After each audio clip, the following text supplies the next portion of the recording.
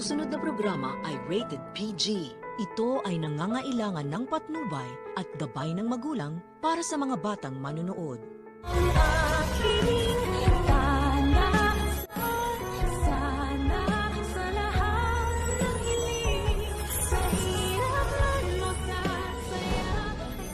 Tinawagan ni Zoe ang tunay niyang ama na si Carlos upang magsumbong na nai-stress na nga daw siya dahil sa ginagawa ng mommy niya na pagkidnap kay Lolo Pepe at pati ba naman si Annalyn ay dumadagdag pa daw sa problema niya. Pagkatawak nga kasi nito ang telepono niya na naglalaman ng mga conversations hindi lang nilang mag-ina kundi pati na rin itong si Carlos. At sa oras na mabuksan na ito ni Annalyn at mabasa na niya ang mga ito ay wala nang kawala ang mga loko-loko. At dahil lang bumag nga na si Carlos ang tunay na ama ni Zoe kaya't hindi rin naman siya papayag na hindi gagawa ng paraan para malusutan at mapaabswelto itong anak niya. Sinabi niya nga sa bruha na wag daw itong mag-alala pagkat gagawa daw siya ng paraan. Ano na naman kayang kalokohan ang balak gawin itong kumag na doktor? Halos lahat na lang talaga ay kumakampi dito sa mga masasama. Kunting-kunti na nga lang at paghihinalaan ko na rin itong si Direk. Kung hindi nga lang nalaman ni Annalyn na may pinaplano na naman si Moira dito kay Lolo Pepe, ay talagang mapapaisip na rin ako na ang bias talaga ni Direk ay sa mga masasamang tao katulad nila Moira.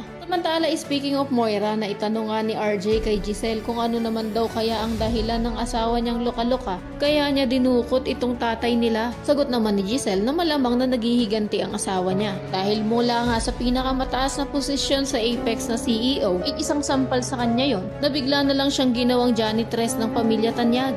Pero ngayong alam na nga ng mga Tanyag na si Moira talaga ang may kagagawa ng pangingidnap sa matanda at kasangkot rin si Zoe, hindi na sila mahihirapan pang matunton kung saan ba talaga dinala ang matanda.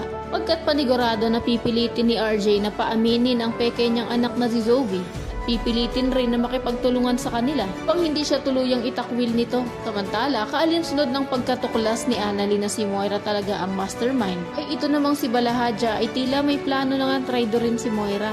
Pagkat nakita niya sa internet na tama naman ang sinasabi ng matanda na isa talaga siyang napakayamang negosyante. Kaya't kahit ilang milyon pa ang hingin niyang kapalit ng paglaya ni Lolo Pepe ay may ibibigay nito sa kanya. Isang patunay lang ito na talaga namang napakamakapangyarihan ng pera. Kaya naman kung isa ka rin sa mga nagnanais na tuluyan nang ma-rescue itong si Lolo Pepe upang magkaalaman na at tuluyan nang mabulok sa kulungan itong si Moira ay pakiclick naman ng like at subscribe button. Maaari ka ring mag-iwan ng komento sa ibaba para sa iyong mga saloobin at suwestyon. Maraming salamat sa iyong panonood.